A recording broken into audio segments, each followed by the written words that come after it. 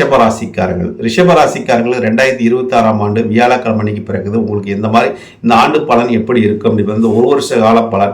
இந்த ஒரு வருஷத்துக்கு உங்களுக்கு பார்த்தீங்கன்னா உங்கள் ராசி அதிபதி பார்க்கும்போது அவர் வந்து மாதத்துக்கு 45 நாளைக்கு ஒரு நாள் வீடு மாற்றிக்கிட்டே இருப்பாருங்க. நிலையாக ஒரு வீட்டில் இருக்க மாட்டார். அவருக்கு அந்த சஞ்சாரம் கிடையாது.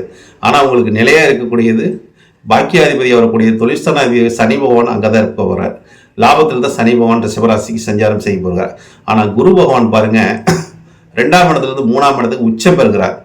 அப்போ 3ஆம் இடம் உச்சம் பெறுகிறது. லாபாதிபதி போய் 3 உச்சம் பெற்று லாபஸ்தானத்தை பார்க்க போறாரு. அது பெரிய உங்களுக்கு அதிர்ஷ்டம். அதாவது நீங்க இந்த ரிஷபராசிக்காரங்க இந்த ஆண்டு ஏதாவது ஷேர் மார்க்கெட்ல ஏதாச்சும் போட்டு லாஸ் ஆனவங்க இருந்தாங்கன்னா இந்த 3ஆம் இடம் முயற்சியை கொண்டு அவங்களோட ஷேர் மார்க்கெட்டு அதாவது லாபத்தை கொடுக்கக்கூடிய தன்மையெல்லாம் உண்டு. ஏன்னா அஷ்டமாதிபதி வந்துங்க அதுல மறைஞ்சு அவர் 3ல இருந்து உச்சம் பெற்று லாபத்தை பார்க்குறாரு. அப்ப ரிஷபராசிக்காரர்களுக்கு இந்த 2026ஆம் ஆண்டு ஏதோ ஒரு மூலியமா உங்களுக்கு லாபத்தை ஏற்படுத்தி கொடுக்கக்கூடிய தன்மை உண்டு. லாபம் அடையக்கூடிய தன்மை உண்டுன்னு வச்சுங்களேன். அடுத்தது பார்த்தீங்கன்னா உங்களுக்கு வந்து 4ஆம் அதிபதி அவருடைய சூரியன் போய் 8ல் மறைஞ்சிட்டாருங்க. 4ஆம் அதிபதி 8ல் மறைஞ்சுன்னா வாகனத்தினால் நமக்கு ஏதாச்சும் ஒரு பிரச்சனைகள் கொடுக்கும், அதனால செலவு கொடுக்கும், அதனால விபத்தை கூட கொடுக்கலாங்க. அதனால அது கொஞ்சம் வாகனத்தில் கொஞ்சம் கவனமாக இருந்துக்குங்க. ஆனால் அந்த இடத்துக்கு பார்த்தீங்கன்னா செவ்வாய் வேற சேர்க்கப்பட்டிருக்காரு. 7ஆம் அதிபதியும் 12ஆம் அதிபதி சேர்க்கப்பட்டது.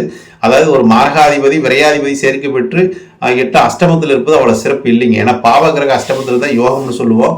ஆனால் இது வெப்ப கிரகங்களாக போச்சு. அதனால் யோகத்தை கொடுக்காது, பிரச்சனையும் கொடுக்கும். அதனால் ரிஷபராசிக்காரர்கள் முழு அளவுக்கு கொஞ்சம் கவனமும் இருக்கணும். லாபத்தை எந்த அளவுக்கு கொடுக்குதோ அந்த அளவுக்கு பிரச்சனையும் கொடுக்கக்கூடிய ஒரு தன்மை, பிரச்சனை ஏற்படுத்தக்கூடிய தன்மை இருக்குது.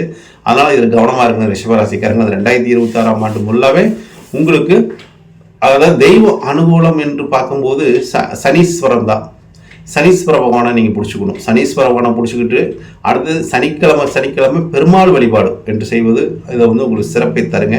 இந்த பெருமாள் வழிபாடு உங்களுக்கு சிறப்பு. ஏன்னா பாக்கியமும் ஒரு தான் பாதகமும் அதிகம். பாதகாதிபதி காலை பிடிச்சிட்டோமா பெருமாளோட பாதத்தை பிடிச்சிட்டு நமக்கு எந்த ஒரு பிரச்சனையும் இல்லைன்னு சொல்லுது உங்களுக்கு ரிஷபராசிக்காரங்களே.